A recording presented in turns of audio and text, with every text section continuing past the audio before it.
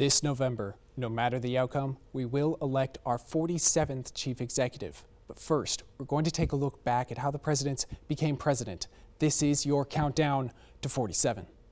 We now arrive at the great communicator, Ronald Reagan.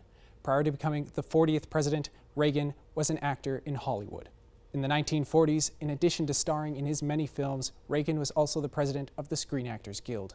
He focused on uprooting communist influences in the unions, even working with the FBI as an informant with the codename T-10. In his struggle with communism in the film industry, Reagan found himself identifying closer with conservatism than the liberalism he previously held dear. He became a rising voice for conservatism, campaigning for Barry Goldwater in 1964. 2 years later, Reagan ran for governor of California, winning by more than 1 million votes. In this role, he turned the government deficit into a surplus, and he was re-elected in 1970. Upon completion of his gubernatorial terms, Reagan ran for president in 1976. He lost the Republican nomination to President Ford by little more than 100 votes. In 1980, Reagan ran for president once more. He won the Republican nomination and tapped former Texas Congressman George Bush as his running mate. By 1980, the widespread stagflation weakened President Carter in the polls, and Reagan seized the opportunity to appeal directly to the American people.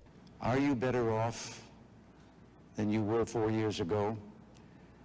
Is it easier for you to go and buy things in the stores than it was 4 years ago?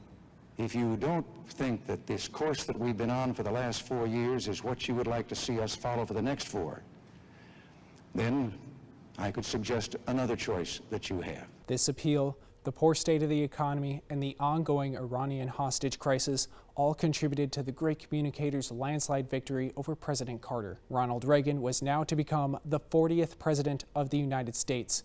And the same day of his inauguration, all the Americans who were held hostage in Iran were released. Just 69 days into his term in office, after giving a speech at the Washington Hilton Hotel, President Reagan was approaching his limousine when John Hinckley Jr. fired 6 shots at the president, one of which struck him in the left of his chest. The president was quickly thrown into the limousine and was taken to the hospital once he had started coughing up blood. After doctors removed the bullet, Reagan spent 12 days in the hospital before returning to the White House with a renewed vigor for the job he had left to do. His popularity skyrocketed. President Reagan, with aid from Congress, then successfully restored the American economy by controlling inflation, enhancing job opportunities, and fostering economic growth. He also set forth a strategy for reducing taxes, government spending, and regulations. These policies became commonly known as Reaganomics. He stood firm on his policies even as the expanding defense budget resulted in a significant deficit. His push to increase defense spending came as dealings with the Soviet Union worsened. The great communicator knew he needed to face the issue directly if he was going to improve relations. But first, he faced the American voters. President Reagan ran for a second term in 1984 against former Vice President Walter Mondale of Minnesota. Reagan won 49 of the 50 states in the second most lopsided presidential election in U.S. history. The following year, Reagan attended the Geneva summit with Soviet leader Mikhail Gorbachev. While no formal agreements were made, the summit was successful and led to the thawing of relations between the U.S. and the Soviet Union. This eventually culminated in the INF Treaty in 1987, which eliminated certain nuclear weapons. This was seen as a pivotal moment for the Cold War. That same year, President Reagan traveled to West Berlin, where he made an impassioned plea for the cause of peace and reunification. General Secretary Gorbachev, if you seek peace, if you seek prosperity for the Soviet Union and Eastern Europe, if you seek liberalization, come here to this gate.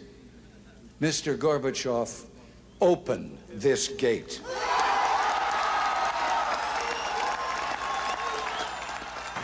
Mr. Gorbachev, tear down this wall. This speech marked a turning point that eventually led to the fall of the Berlin Wall in 1989, the dissolution of the Soviet Union, and the end of the Cold War in 1991. As Reagan left office, his popularity soared, helping the election of his Vice President George Bush to succeed him as chief executive. Ronald Reagan served as President of the United States from 1981 to 1989. I'm Eric George for Valley News Live, and this has been your countdown to 47.